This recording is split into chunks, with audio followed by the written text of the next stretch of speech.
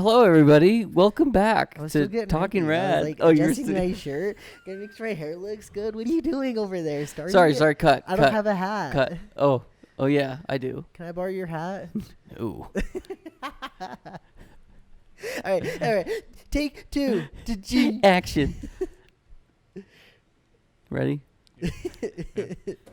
You're gonna take all this out, right? Yeah. Oh, Totally. shoot. Yeah, our editor Okay, Jamie good, behind the good. camera.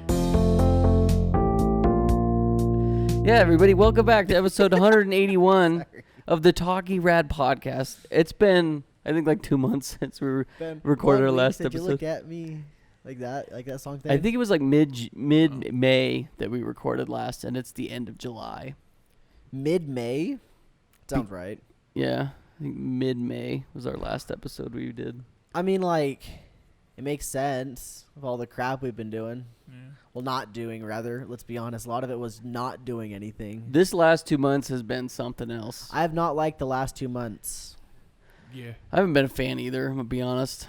It's been rough. But we moved. We got a new set. We got a new table. A new thing. New year, new thing. I mean, new house, new thing. What's Brad's different still the about you, same. thing? What's changed? Nothing. Not It's one not thing. New. Nothing new about me. Nothing.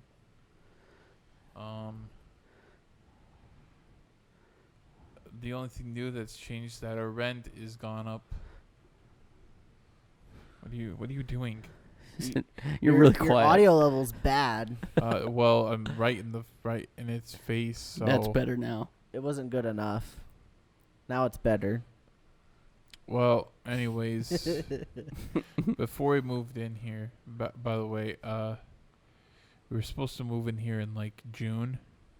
They literally like pushed it back all the way to July. Just before we moved in, they said, "Oh yeah, we're upping the rent $100, $50.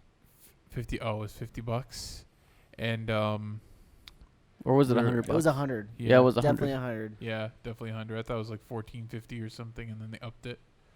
And then oh yeah, we're dropping like a $1,000 security deposit on you. It's like, Well, to be fair, I expected the security Yeah. deposit. Same. I figured that was coming. wasn't ours cheaper at our old place? No, No, it actually, was this was more. a cheaper security deposit. Oh, okay. The last well- one was the same cost as the rent, essentially. Yeah, so we kind of. Can I have some water too, then? You should have brought your own. It's been a journey. Like so Cole and I spent the first month living at my grandma's house just because she lives right next to where we were working. And we had grandma Wi-Fi. I But- was at my parents' house with good Wi-Fi. Parent Wi-Fi? And you were also in like you had your own space. Like you were in the Yeah. comfort zone. Yeah. I mean, it wasn't as bad for me because it was my grandmother, but Oh, I hated it. yeah, for Cole. Like it's- his grandmother was incredibly nice, very accommodating, very kind, very giving us very much stuff and all that. But wow, I felt uncomfortable. I don't blame you at all. Like if you would have been like, "Hey, we're gonna live at my grandma's house," I'd be like, "Oh, okay, strap in." I probably would have been gone. As much as I was gone at my grandma's house, probably would have been even more so. Yeah, I believe it. Yeah. I mean, like, I would just hide in the room as much as I could with the door closed. Very valid. So we're back though. It feels nice to have our own space again, to have our sets back. Yeah. I'm happy. I'm not perfectly back into the groove yet, I would say, but I'm much happier. I'm in a much happier mind state. I would agree. Then I played Yu-Gi-Oh today, and I'm just kidding. And then it all went downhill. Yeah, it's been a long 2 months to get to where we are now. And as much as I needed a break, I think, from the internet and everything in general, boy, missed sure it. did I miss it. I missed it. Yeah, I missed it so much. The internet is my friend. But, like, just content creating, too. Oh, man. Like, It's so weird how I had all of these ideas for things that I wanted to do, but I didn't necessarily have the drive nor the means to do it right then and there. it was such a weird thing because like I had my computer and everything. I could have done stuff, but like write scripts and stuff. But like the drive to write scripts and stuff was not there. I totally agree. It was it's a like weird feeling. different vibe for sure. But also, like, what turned me off from all of it was that first or second week when we recorded the podcast, and then we're like, oh, we actually have to upload this to the internet. For the Life is Daijobu podcast, the upload is just a nightmare. Because like I was trying something new too, so I had a copyright claim on the first upload, like, and then we had to upload it at your parents' house's Wi-Fi, and it just took all day to upload. We had to upload it three times, because one of the uploads just failed in general. True, yeah. So 3 times we tried uploading it and finally got it. Luckily, the last one we did uploaded first try just fine, but still. At least now we've got internet to upload. Yeah, that for me was a huge turnoff because I was like, oh, after we got figured out we could do our remote podcast with our audio recorder, I was like, okay, this isn't going to be that bad. I didn't even think about the uploading stuff. And then when we did that, I was just like, yeah, nope. Yeah, push everything off for another month. Although I was able to get the Naruto video done, but I had that mostly finished in our old house back in Utah. Yeah. So there was just a few little touch-up things that I had to do when we were here. But uploading that still sucked. It wasn't as big as the podcast, but I still had to upload it twice because of copyright. So, yeah. Man, not having internet, that's something else. Especially when you're like a crack addict and the internet is your drug. When you live every single day of your life just basically using the internet like 24/7 essentially, and then you're just taken away from it, you're like, what the heck? What do I do? Yeah, you're missing a piece of yourself. Part of me's dead. I'm curious about this table, by the way. I want to try something. I just want to see if our microphones pick this stuff up really easily. It doesn't seem like it. They definitely, I think they'll be able to hear it, but not like what you're thinking. Give us a comment about my thighs if you can hear this. That's your ASMR for the video. I don't think it's as bad because of these big blocks here. I think they muffle. You think a they little bit do? of it. I think they do. I need to get myself a new microphone arm, and so these ones might be the one I go for because I do like how the springs aren't showing off. And I definitely need a new one because mine's gone limp. I don't have any microphone stand Viagra, so we're going to have to buy a new one. Only you could do that when you get older, am I right? Yeah. Wow. I want to get one of those microphone arms that's very similar to my computer monitor arms, where it's got several different ways of swivel. So it can like swivel this way, and stretch. Like the Joe Rogan podcast microphone stands. But they're really expensive. I don't think it's worth it. I definitely do, because I like to move my mic and get it out of places and pull it to places, and I sit in weird spots when I'm gaming sometimes. I like to do the. Oh, okay. But yeah, you could pull it down like this and be like, listen, gaming. I'm not saying that this isn't sufficient. I'm just saying if I'm going to upgrade, I kind of want to get the next thing. You know, one of the best parts about having a table is you can move your microphone around like this, and it doesn't even like really make much noise in the microphone, and it doesn't like tip over the cheap table thing we got in the previous. See, I didn't have that issue because I was clamped onto the table with the computer. That table, so it was like a sturdy base. Yeah, for me it was fine. But if I touched my microphone, not only would it be not sturdy, but it also jiggled the crap out of Thames as well because we were both attached to the same table. That's cute. Little nightstand thing. Did you guys kiss? You were mic buddies. We did. No. I'm sorry. I'm so tired. That's what happens when you stay up, little gamer. Well, I feel dumb asking the question because I know the answer to this, but I'd like to progress the conversation to something else, and this is how I'm going to do it. So, what games have you guys been playing? Last night I played Project Zomboid, and then I looked at the clock. Oh my god, it's not even on here. What's going on? You're talking to the wrong thing? No, he just has a very soft voice. You gotta talk a little bit louder, I guess. I can look back at this thing and see how the thingy. So last night I was playing Project Zomboid with Boober, friend of the show, and I looked at the time. It was 3:00. I was like, oh my gosh. It's 3:00. I need to get to bed. Game's fun. Yeah, also played a lot of Final Fantasy 16. I've watched a lot of Final Fantasy between Cole and Thane playing in the last couple days, weeks. Speaking of Boober, he says he loves you guys. What a nice guy. Yeah, I was talking to him because we were trying to set up our Mushoku Tensei date. We just couldn't do it tonight. But he wanted you to know that he loves you. Well, I'm caught up. Maybe Okay. I'll join that date. No, because we spoil the light novel as we watch. Oh, yeah, I don't want that. Yeah, we spoil the crap out of it. I'll watch it right after this episode, regardless if he's there or not. So if you want to, we could watch it on the big screen or something. I'd be down. I'm not caught up, so I'll have to. Why are you patting me? It's Don't touch me, man. don't touch me. So I guess to answer your question, Cole, the last 2 months I've basically only played Zelda. I've like no life. That's not true. I haven't no life to Zelda, but the lack of internet and the lack of my computer to play games, that's literally all I did was play Zelda, which was really fun, by the way.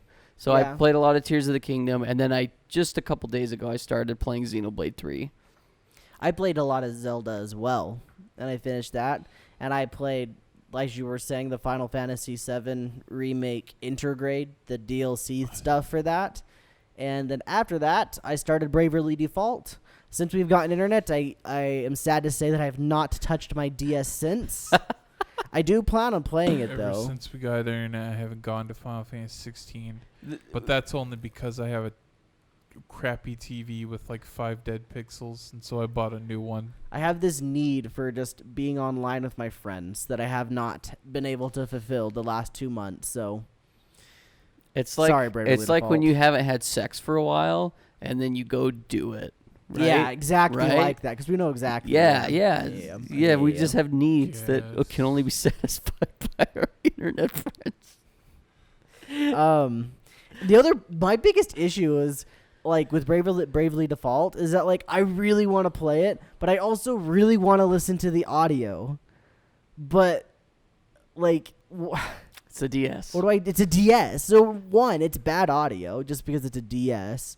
Two, like, I'd love to just take it out into the living room and like play the game while you guys are on the TV or something, or like in between games online or something like Overwatch or whatever. I could play it during then, but then I can't hear it, and that's what I really want. There's voice acting in this 3DS game. Wow, I didn't know that. The music's great, as you have heard from Oh, yeah. before. You've listened to the soundtrack a bit. But man, So it's sad. how I want got it. introduced to like that world of gaming is one of my buddies who he was like a roommate of mine, I guess, for a long, like it was a couple of months.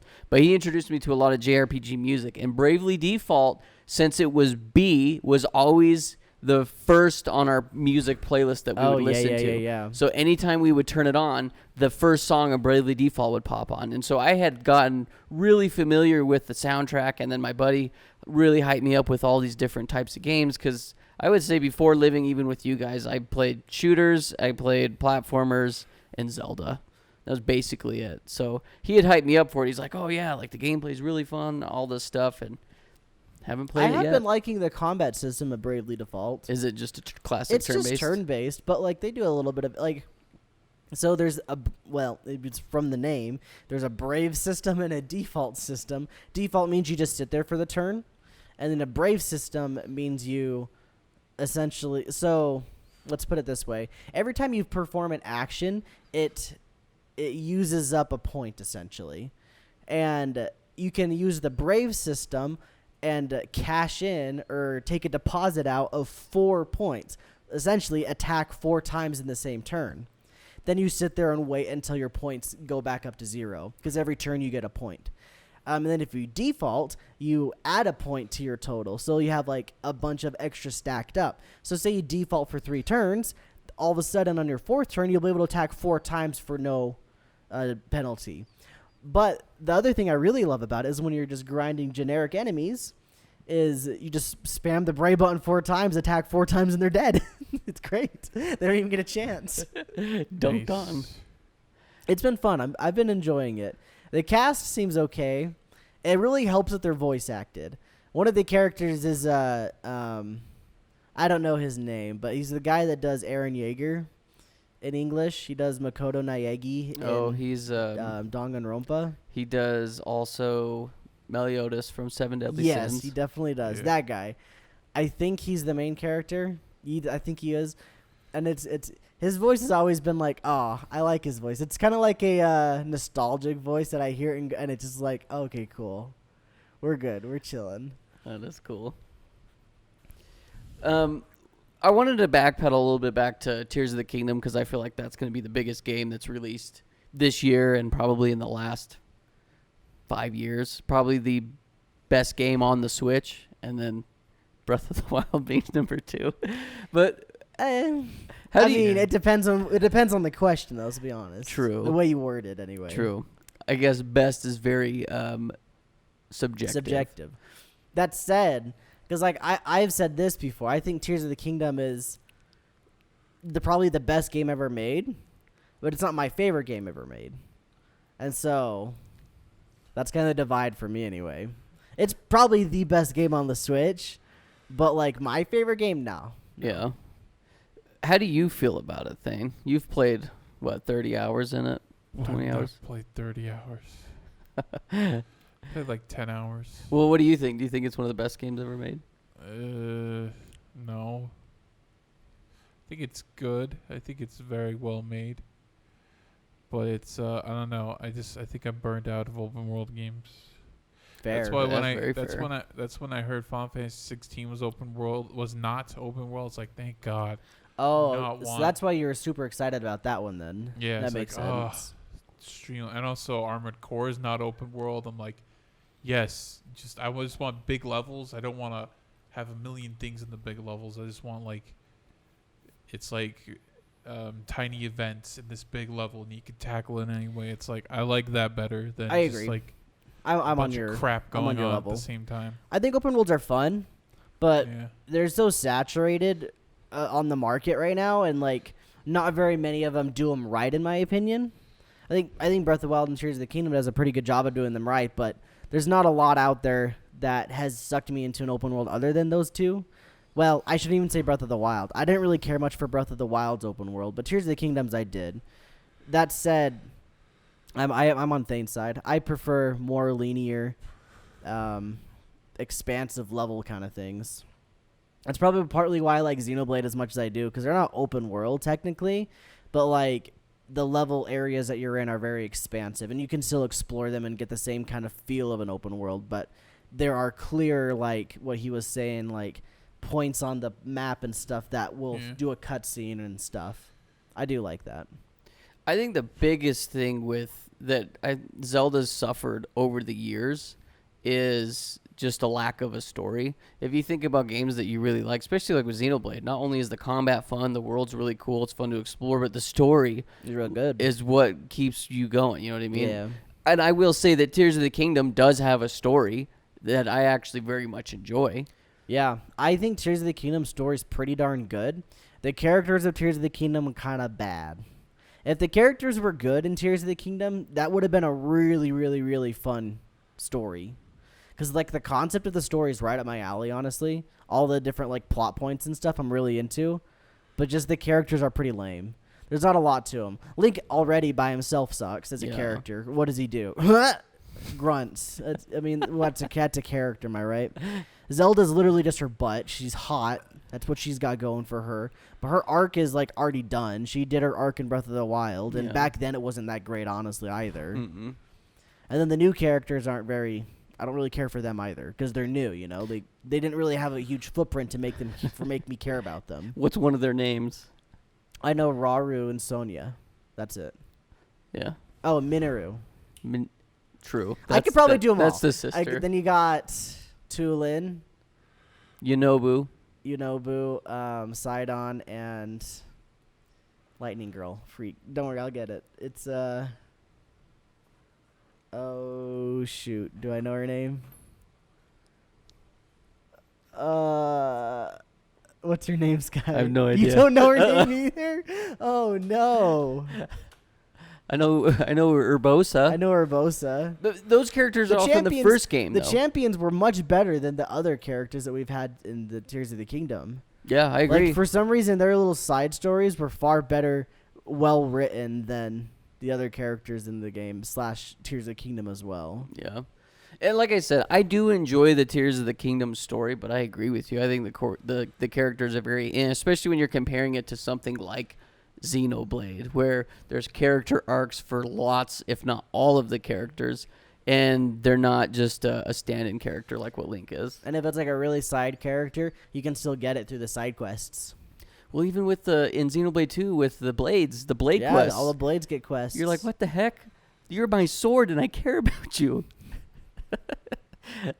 Yeah, I don't know. I think that Tears of the Kingdom is probably the greatest video game ever made. I think it's got one of the best sandboxes, one of the best gameplay loops, literally where anything and everything that you do helps you in some way, shape, or form.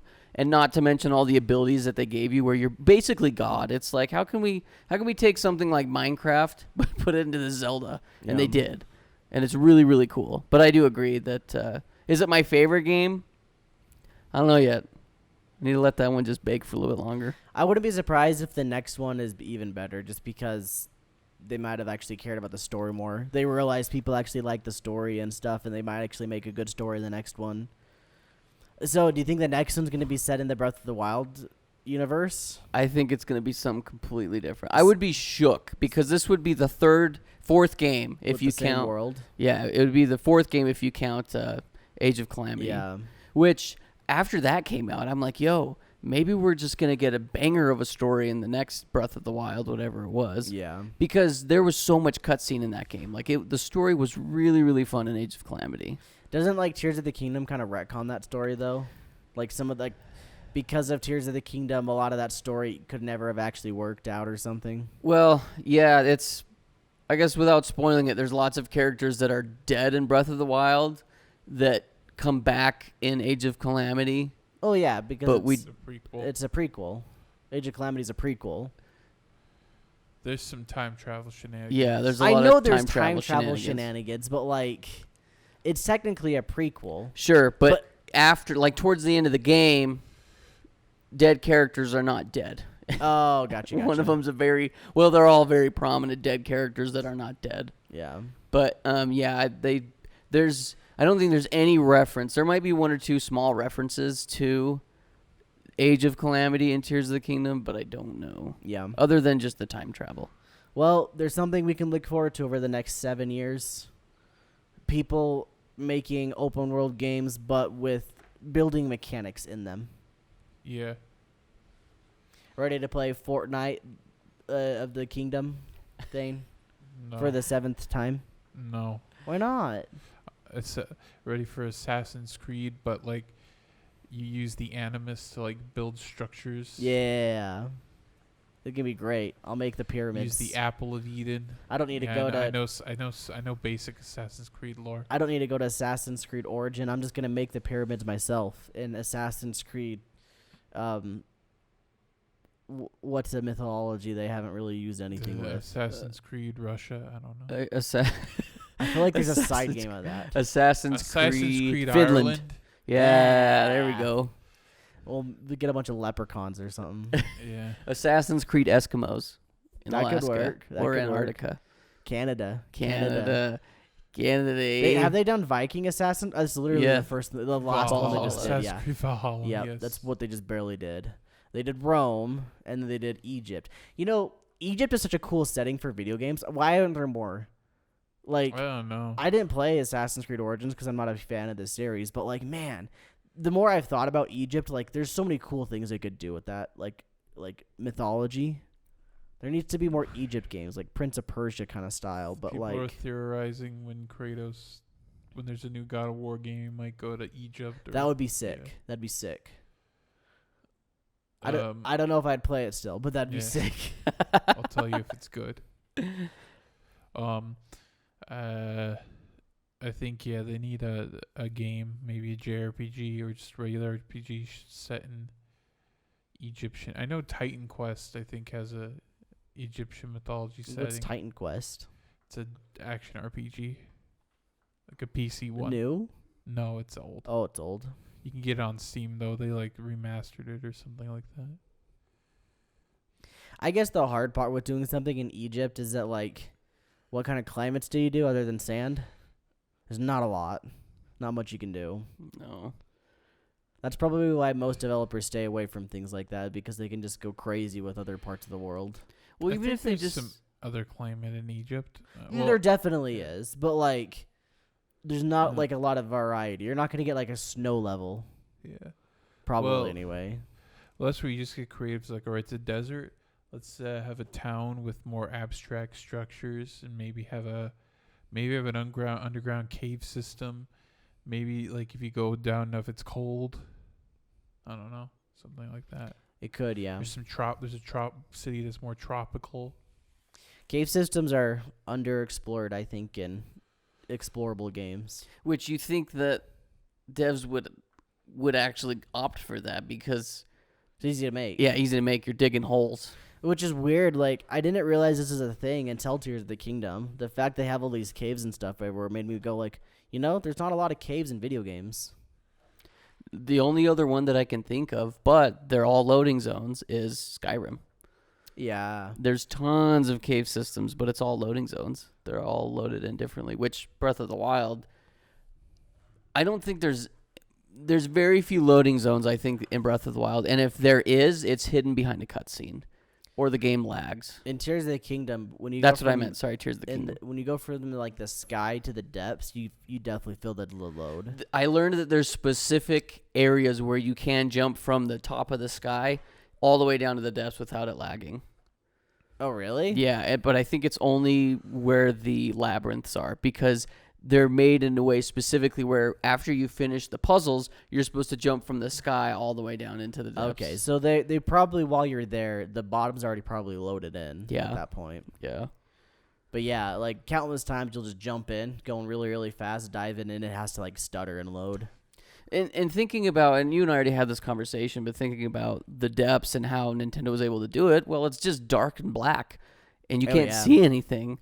So the game, Even with the lights on, it's still pretty dang yeah, dark. exactly. But I've gotten up and close to a lot of the textures. They're gross. They're like Yeah. nasty N64 textures, which as a player, you'll never even notice unless you're stupid like us and actually care about that kind of thing. If you ever wondered how Tears of the Kingdom even works on the Switch, that's how. They cut corners in the perfect places, really.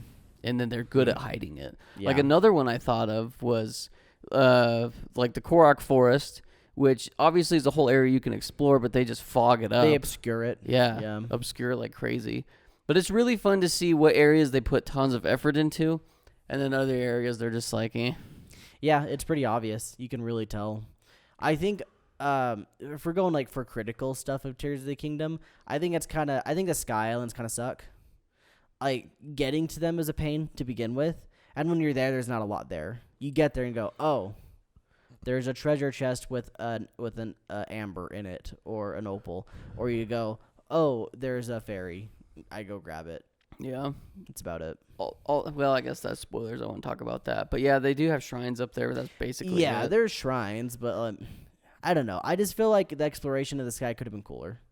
Agreed. Especially because they start you with the Sky Island, the Great Sky Island, as the tutorial area, and you just go, wow, if all the Sky Islands are kind of cool like this, then it's going to be sweet. But they're not. They're not like that at all. Yeah. Yeah, I agree. That's definitely... I mean, you can tell when you play Tears of the Kingdom the parts that got undercooked, and then the parts that they were able to cover up enough, they just sugarcoat it, which is exactly what the depths is. What would you guys say? Did you spend more time in Hyrule or in the depths? Hyrule. Which Hyrule is for weird, me. because I started in the depths, basically. Like, I got to Hyrule, explored for about an hour and a half or so, fell into a hole, found out it was this thing called the depths, and freaked out and spent the rest of my day in there. And so I spent a ton of time in the depths. Like, by the time I was done with that session, it was like probably 65% of my time was spent in the depths. Just because it was that unique and different. But then as I explored actual Hyrule, I started realizing, oh, I didn't do anything in Breath of the Wild, so I don't know anything about this map anyway. See, it was all very familiar for me, but I loved the addition of the cave systems. I thought the wells were really lame. Like, they're just there. Yep. It's another little fun thing for you to jump into, I guess. But, what else I was going to say? Oh, so another thing I wanted to talk about, and I think this may just be me as a gamer when it comes to open world games, but I definitely felt it in Breath of the Wild, is when you first jump into a game like that, you pick an area and you go to it and you explore the crap out of it and you spend a lot of time in it. But as a result, when you get to like the mid-end tier of your playthrough, a lot of those areas that you haven't explored, for me personally, I would just rush through and I didn't spend a lot of time there. But I had put in almost 100 hours in Tears of the Kingdom, and I was done. Like, I was like, oh, this stuff's really cool. I'm burnt out. I want to take a break and be done. Yep. The only 2 areas I really explored were the desert and the Hebra Mountains, so the cold area. See, mine were, I was the cold area, but then I was also the bottom right of the map by all the towns. Those were the 2 I explored the most. Yeah, I explored that area a little bit, but not a ton, honestly. But, like, the only reason I explored the desert as much as I did was because that was the first area I went to, and so I really explored it. And then the Hebra Mountains, the cold area, the only reason I explored that area is because I found these 2 NPCs. They're all like, oh, thanks for helping us. We're going to go check out some more caves. If you see us, come talk to us and we'll do a quest or whatever. I'm like, cool. I proceeded to go to every single cave in the area without finding them, just to come to find out they're at a stable. I was so pissed. But, like, at the same time, I ended up exploring the entirety of that area, which was cool. But it kind of burnt me out of exploring anything else. And so, like, Death Mountain, I don't know. I didn't like anything there. Yeah, I didn't do much at Death Mountain either. So, I don't know. I don't know what the remedy would be for open world games like that. I guess the remedy is just, as a player, be able to last longer. I literally think it's just comes to player preference at that point. Yeah. I mean, there's some people that probably did what I did in the mountain cold area to every single area. They explored every single thing they possibly could. That's just not me. I do as much as I feel like I want to do, then I call it. And see, I feel like I'm that way too when it comes to most games, but I'm definitely more on I love exploring. That is definitely scratches my itch, and Tears of the Kingdom did just that. Yeah. And the fact that it has a Zelda skin over the top of it made it so much better for me too. But yeah, I don't know. I think you're right. I think it is just player preference, because I feel like a lot of games, especially ones that last a very long time, man, you just get burnt out with them. Yeah. But take something like Xenoblade. I never really got burnt out with those. And I also played the 20-hour DLCs afterwards and still wanted a little bit more. That good. Yeah, Play it really Xenoblade, is. everybody. It really is that good. You know, Thane, since you didn't play it as much Zelda, you did play Final Fantasy 16. Yeah. Tell us more about that. It's pretty good. The combat is pretty unique. It is more in depth as you keep going. Like even though you only have one character, you can customize that character pretty well. You can give him a pretty unique build. I'm kind of disappointed that you can't switch between different characters. I think that Final Fantasy VII Remake does action RPG combat better. This one's pretty fun though. Do you think it's because, like, just the whole pause and control what your characters are doing? I guess not pause, but, like, really slow down time and do, like, an ability or tell your other characters to do an ability because of that stuff? Yeah, like, and also you can just customize each different character. Yeah, and you I can kind of tell what kind of story they're going for. That would be kind of hard. But the only constant character you have is your pet wolf. And all he has is like just a little meter where you can evolve, and you can evolve it by the end of the game, but you can't put any equipment on him. You can't teach him any new moves. That is weird. You think you'd be able to. Yeah, like at it least feels put like equipment. Feels kind of half-baked for that. And your allies, like, they're only useful when you're like fighting a big guy, and then they'll target all the small people and then take them out. Mm-hmm. But yeah, the abilities you get, you can just like customize them, and then if like you get 3 slots for each element. And then what I figured out is if you master an ability in one element, you could put in any element slot.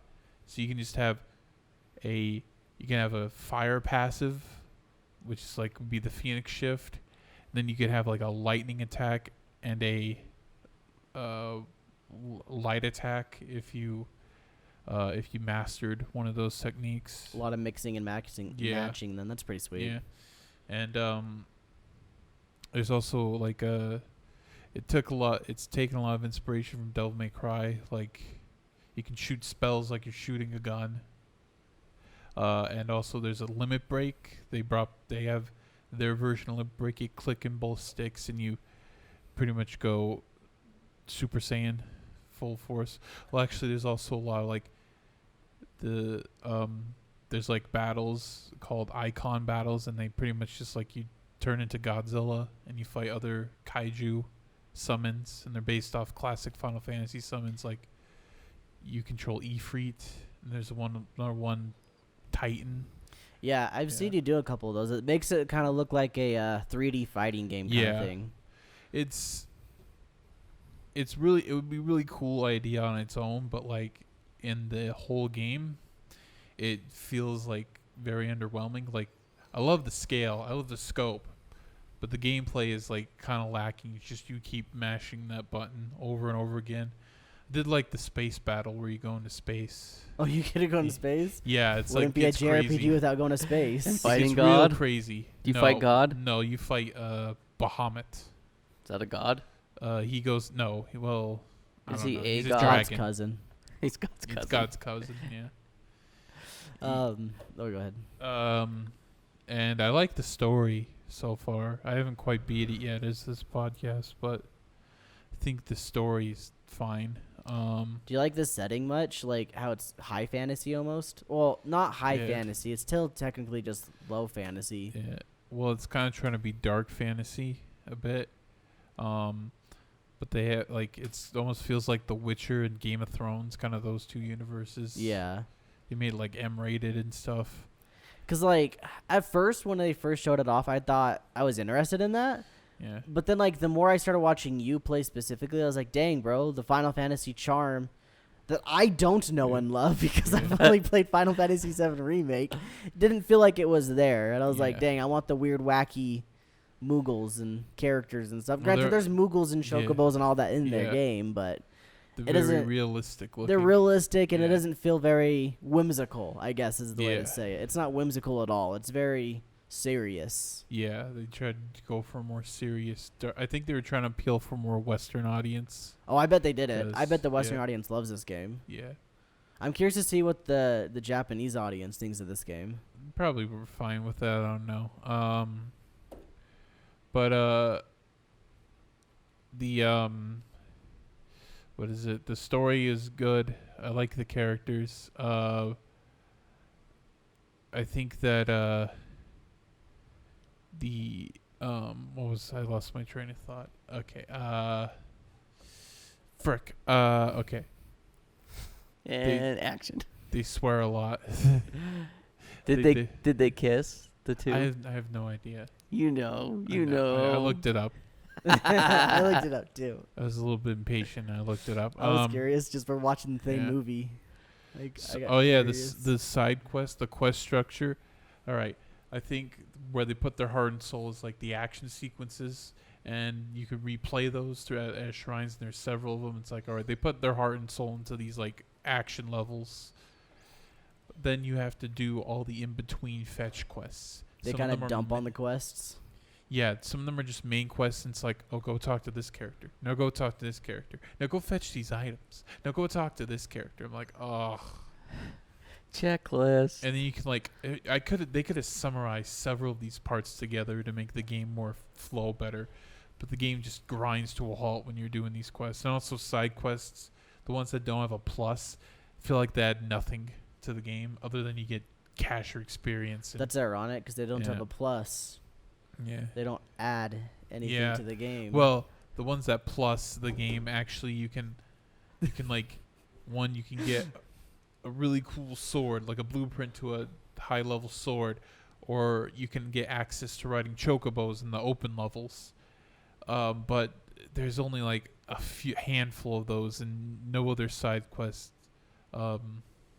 really feel like they add anything other than you just need to get experience. But then that's also a problem with RPGs in general, is that a lot of side quests just don't feel like they add much. A lot of filler. Yeah, padding. which is, I really want a game where, like, depending on certain side quests, like, oh hey, if you do this side quest, this character can come with you in the party, or do this side quest and you get access to special bonus weapons that we can find out in the field. you want all Yeah. killer but no filler. Yeah. I'm Like, pretty sure something some of quick those things and are to in the point. Xenoblade 3, if I'm not mistaken. Oh yeah, literally, it's part of Xenoblade 3. Yeah.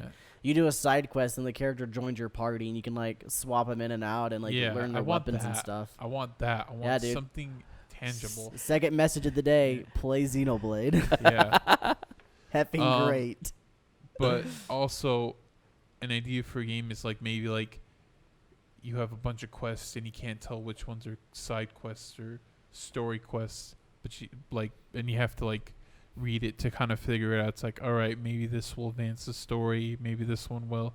I think So- that would piss me off personally. Yeah, I want people to use their brains. I don't like using my brain. Yeah. That's why I don't like Elden Ring. I'm just kidding. No, Elden Ring, you can tell which is a side quest, and it makes it blatantly But obvious. like you gotta like keep your notebook on your Cutscenes. journal on the side and Yeah. write in it. So You have to, because the character will be like, hey, I'm going to go over there, and that's the only time I'm ever going to say it. Find me or don't. Well, they Google's, did add- they Google's your did- friend. Well, they did add like where characters are on quest markers, so you can go to that quest marker. That's a lot nicer than Yeah. when I first played, because they did Yeah. not have that, and I They- was like, I they guess I'm up- not doing any side quests. They updated it to say, hey, this character's here now. Is there a side quest like list now? No. That's a it's just, like, joke. I still think that's stupid. Then you would personally. hate, I believe is it Morrowind? It's that way, or is it Oblivion? No, Morrowind's very descriptive. It's like, hey, go to this location. You have to. It tells you you have a journal, but it has to tell you, hey, go to this location. We're not gonna mark it on your map. You just That's go to, fine. Don't Yeah. you don't have to mark it on the map. Just make a list in your game that says, "Oh, this is a quest you accepted. You can do it."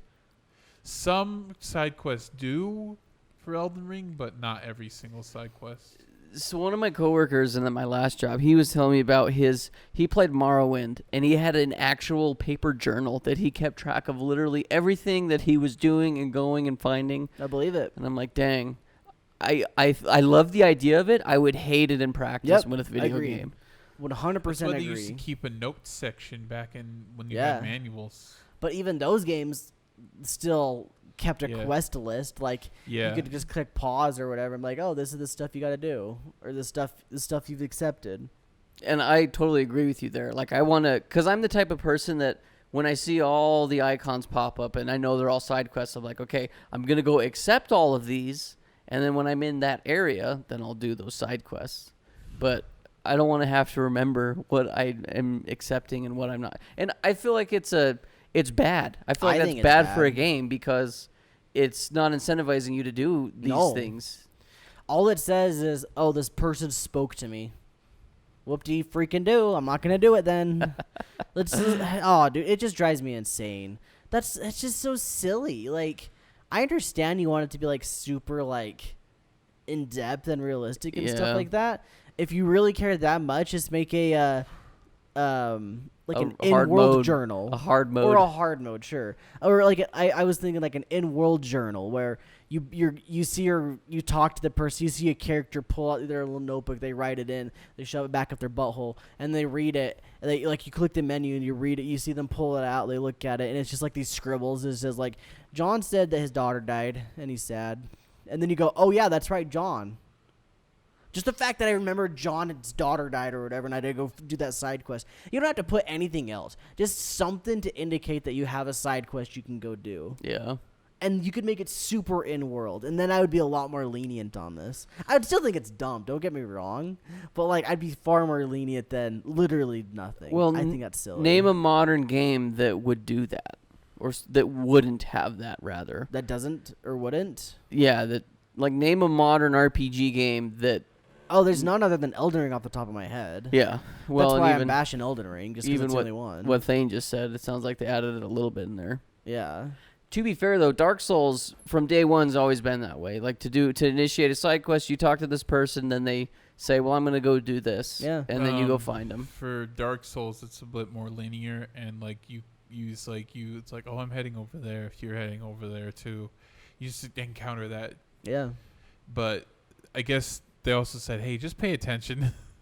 I get the pay attention, but Yeah. like, would you do the RPG It's like, hey, you brain? got the internet. Go look it up. See that to That's me, terrible. Yeah, that's Yeah. defeating the purpose of the experience. That's in my opinion. basically making your player leave your game to do something else. That's bad. You should want your player to be only in your game. Ideally, you have your player not even use the internet to play your game because then they're on your game more than they are at something else. Well, that was the idea for the guy who made Siren. He was like, yeah, I made the quest I made the puzzles like really abstract and impossible because I wanted people to get on an online forum and figure it out. And if that's like the purpose, it's a little different. Yeah. But I mean, like if you're just a single player game in an open people world, hated it. Like people Well, hated. you're, the first you're not going to Siren. appeal to the masses, that's for sure. No, you definitely and won't. what's interesting about this topic specifically was I watched a video of Game Maker Toolkit. He was talking about his video game that he was making, and he had a whole bunch of people play test it, and they're like, "We really like your game.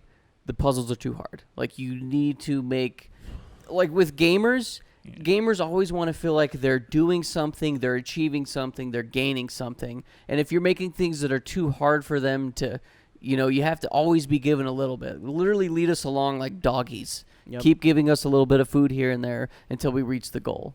And if we're not getting any food and we have to go to Google, I'm with you on this one, Cole. I think it's bad. I think it's bad. That, and once again, that's another point for Tears of the Kingdom, essentially. Every side quest you do, not only does it have a list of quests that you can go back to, and you'll have like the trash dialogue that says, little Jimmy fell down the well, or whatever, there's a lot of context just when you talk to the people that say stuff like, oh, if you do this, this, and this, you'll probably could figure something out. It's great. Hot take for Tears of the Kingdom. I think the combat is terrible. I agree. Yeah, well, that's not really a hot take. Several videos I've seen, it's like they didn't change the combat. All they really changed was like you slap another thing on the weapon. Fusing is cool. Combat but the is combat not great. has been like, it might have been okay, passable back then, but it feels so stiff and lifeless. I mean, when you get to the point where all you do is throw bombs at people, and then you're just done with the fight, that's a little silly. Yeah, they should have done something like upgrade combat. And then the other, my other least favorite part is just the fact that when the enemies level up because you've been playing so long, they just become sponges, sponges. They're not like any better at combat. They're stronger and they'll do more damage to you, but that like just you fight white, like you see red and then they become blue. Exactly, to white. Their to AI is gold. still the same, maybe slightly upgraded, but if that, not really. They just hit like trucks. They just hit like trucks, and that's about it. And they also can take a bunch of damage. They can take a beating. Yeah, and the game's like, well, you better upgrade so you can.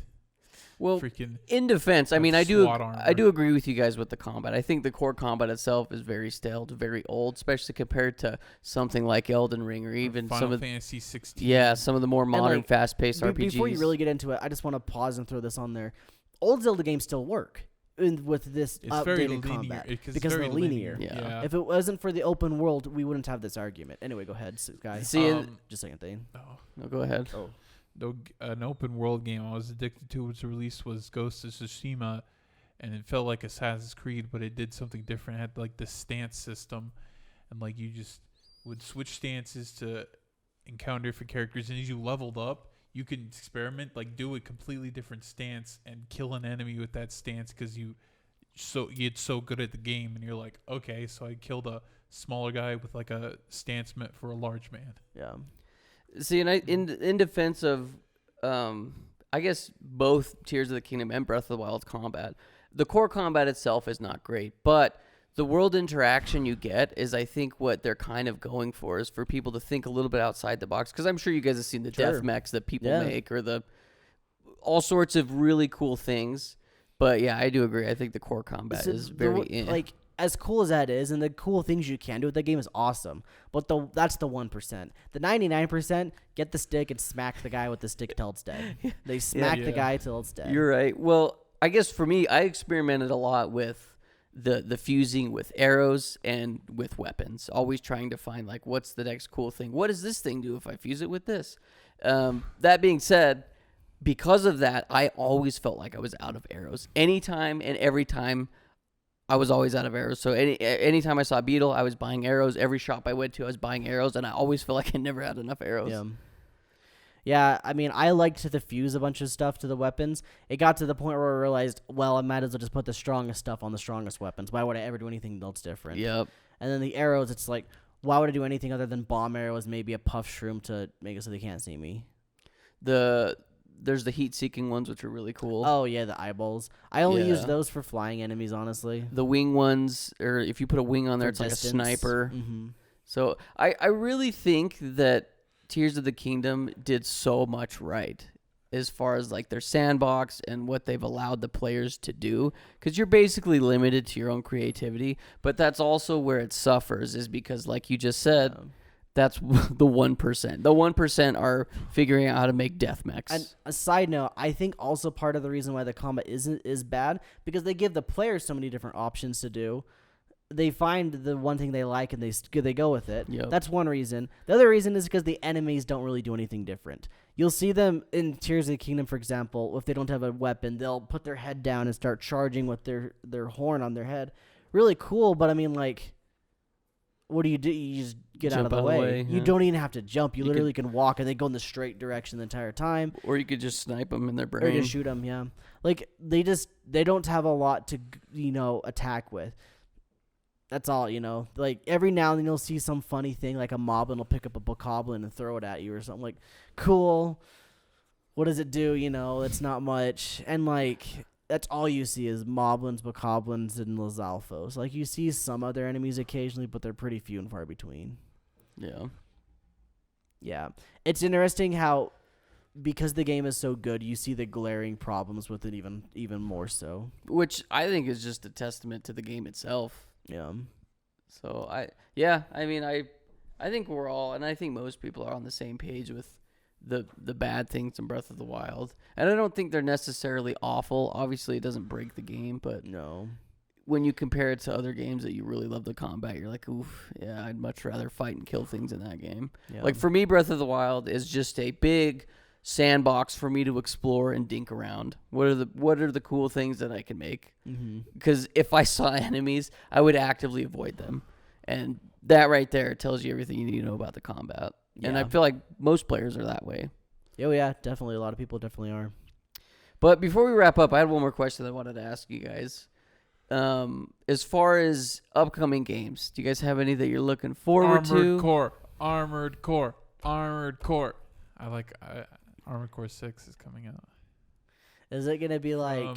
From the developers of Elden Ring. Is it just gonna be Dark Souls, but No. but like you're Robots. big? No. If it's anything like the Armored Core game I played, I hope it's not. Oh, it's definitely not going to be like that. It's like I said, you played one of the older games. 4 and 4 answer changed everything. And those ones are expensive. I want to play those, but those go way. Are they stupidly PS3 expensive. games? Yeah, stupidly expensive. Hey, it looks cool. Yeah. I don't think I'll ever play it or buy it, but it Armored looks Core cool. 6, Same. like from what I saw, like, and also From Software has changed. Like, you go back to a lot of their catalog back then, their games are jank. They were made like in shoestring budgets. Pumped them out. They pumped like 5 out every year, so you could tell that they were trying to rush quantity over quality. But then Dark Souls kind of changed everything, and they were like, all right, let's do quality. Let's change it to quality of quantity. And that's when Miyazaki became the CEO. I was going to say, Miyazaki Yeah. wasn't in charge then. Yeah, and also he directed 4 and 4 Answers, so that kind of he kind of changed Armored Core. And then when they were focusing on all the Souls likes, he was like this. One of the producers like, oh, it's not like if we're gonna make an Armored Core game, but when we're gonna make an Armored Core game. So it's like that in mind. It's like, oh, this game's gonna be sick. I always wanted a really good mech game. I tried Daemon X Machina. It's way too slow. It's very slow, and I don't know. It feels very. Did you ever play Mech Assault? Any of the Mech Assault games? I didn't play I don't think they those. play Yeah. anything There's like a that. spinoff of Mech Warrior. Yeah. I remember you telling me you played a lot of Mech Mech Warrior, didn't you? Warrior's On the Mech Warrior PC? too. Mech I Warrior's, grew up watching my dad play it. Mech Warrior is more slower and strategic because you gotta. It's supposedly a sim. Yeah, you That's gotta what it's trying to be. slowly position your mech all the way over, and then you I target. love the idea of Mech Warrior. In practice, it's just like it's way too slow. Yeah, it's very slow. Really Mech- cool though. Yeah, like I want to know that maybe one day we'll get another Zone of the Enders because I really like Zone of the Enders. But right now, Armored Core is probably like the best one we're gonna get. It has a lock on. Yeah. And a lot of and some people I've seen say, "Oh my God, there's a lock on. There's gonna be like recharge kits. There's gonna be like recharge stations. Oh my God, it's just Dark Souls. Like it's just little. Okay, 3 things doesn't make it Dark Souls. And there've been I know there hasn't been hard lock-ons in Armored Core, but having a hard lock-on today just makes sense. Like there's been so many games with hard lock-on that makes sense. Like going back to a game. Say, hey, there should be a hard lock on here, and there's not. I think the old Devil May Cry didn't have a hard lock on. That was weird. Like, but I think like 4 and 5 had a I know 3 I don't think had one. I don't know if 4 had one or 5. I can't remember. Anyways, if they're designed, if they need a hard lock on, then yes, they should. And I think Armored Core should have a hard lock on. As for me with games that I'm excited for, I really don't have any. Yeah. The closest thing I can honestly think about in my head is 2 different ones. There's the Persona 3 remake, and then Final Fantasy 7 Rebirth, the sequel to the remake. That's coming out in 2024. They're both coming out in 2024. Yeah. So, I mean, if you like Spider-Man, Spider-Man 2 is coming out. Yeah, but I'd like to play Miles Morales before that. And honestly, as much as it was fun roping around the city of New York, I don't know if I'd care to play another game like that. It's literally going to be copy-paste, different story. Different missions. Yeah. It's basically just new missions. They did show one, that's my biggest fear. They did show one, like the gameplay component did show symbiote Spider-Man. Yeah, for like half a second, or is there another one that I'm thinking that I didn't know? Well, they had a bigger, longer, in-depth gameplay as like showed him doing all his combos and stuff. And it is just that's just a beat 'em up at that point. Yeah, it's just a beat 'em up. So yeah, it just might be more of the same, but you get to switch between Peter and Miles. And so and if they have a section where you get to play as Venom, that'd be really cool. I'm sure you will. Yeah, but because on one of the things that I saw, the symbiote, it was on Peter. Yeah. Yeah, it's there's like a portion of the game you play as Peter in his symbiote suit. You can walk down the street and go, hey, hey, and get all the girls, and then like rub some dirt in people's eyes. Yeah. I don't know. Like, there's really not a lot I'm looking forward to. What are you looking forward to? Anything? I think the only 2 that I could think of is Lies of P, which I haven't actually even played the demo yet, but it's Lies of P. It's a Souls-like. It's the Pinocchio game. I thought maybe that's good, but then I played it. I'm like, I'm kind of burned out of Souls games too. Elden Ring was the best, and now it's anything else just pales in comparison. They made a Pinocchio game, and it's a Souls-like. It's called Lies of P. Yeah, and you're Pinocchio. It comes out in September. Yeah, so I believe. We get from the stories that you're human, and but everyone else, but like some other people, there's a bunch of marionettes, and there's like identity crisis or something. So and if you lie, your nose grows, and that's your weapon. No, it's I think you could take your arms off though, and that's you could switch your arm, kind of like Sekiro. No. That mechanic comes from that, like the lie thing comes from like robots can't lie, but you like you get into this house like automatons that don't have the ability to lie, so you walk in. It's like so you have the ability to lie. I think it's to be a thing where like, are you really human? Or are we dancers? Starfield looks kind of cool. I probably won't get that one. Is that the one you're going to say? That was the other one. Yeah, everyone seems excited, but I thought the gameplay, like the ship part looks cool, the actual ship station, but there's other games like Everspace I could just play, and the gunplay part just doesn't interest me. Like the actual space exploration stuff, the actual planet exploration doesn't interest me that much. If Starfield wasn't going to be on Game Pass, I wouldn't get it.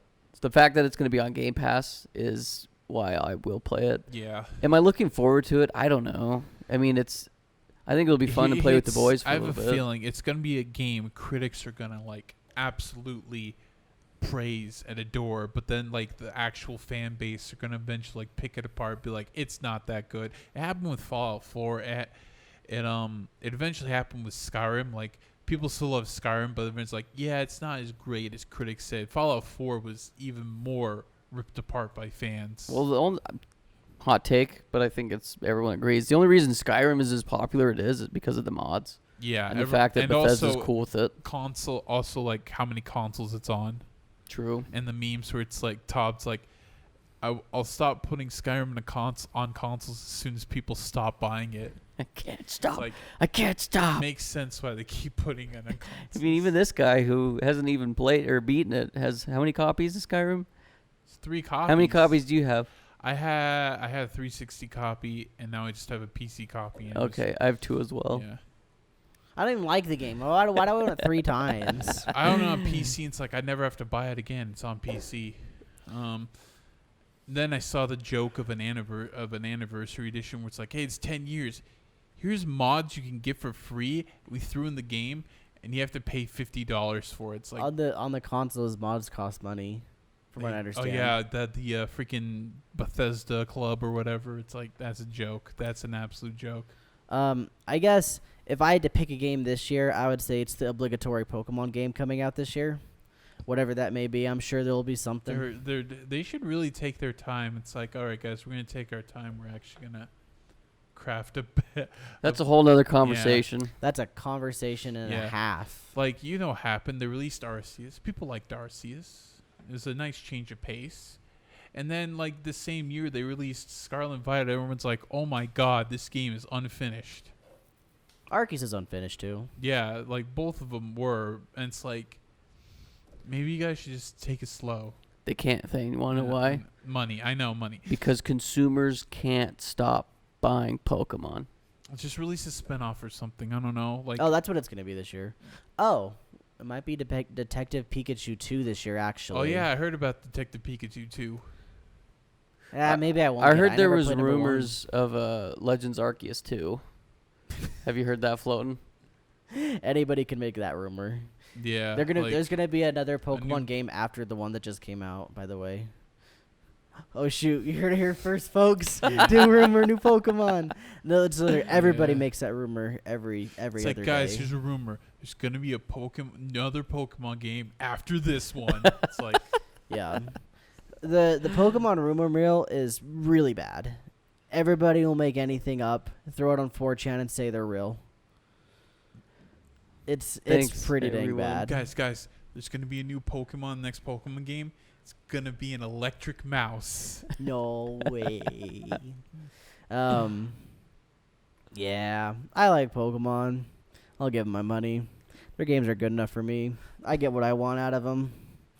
It's a little unfortunate when they're not as good as I'd like them to be at times, but Yeah, that's what it's this whole nother discussion for another time, but I think it's time for a new Switch. Actually, that's probably why I haven't played Tears of the Kingdom as much, because like the hardware I'm filling on, even though I got a new Switch OLED, Just to play the it. hardware is just ancient by this time. it runs fine. I've never had any issues on Tears. But I guess if he's comparing it to his PS5, it's a whole new world. Yeah, but like, No, I know, but it's like, I don't know, I really bro. I want don't think that's a better big of an issue for hardware that. for a game like this. I know it runs fine. I know they like did a lot of what's it called, workarounds to make it run as fine as it did. But I think we just need a new Switch. I think just in general we need a new Switch. I'm not trying to deny that. I'm just saying that not playing Tears because of that's a bad excuse. Your other excuse of being burnt on open world games, that's a great excuse. Complaining about the hardware of the Switch is such a terrible excuse to not play Switch games, in my opinion. That's almost akin to the person who doesn't like Nintendo because they're for babies. It's pretty dang close to that, in my opinion. I don't know. Like, well, that's probably not the reason I'm playing it, so I have a reason.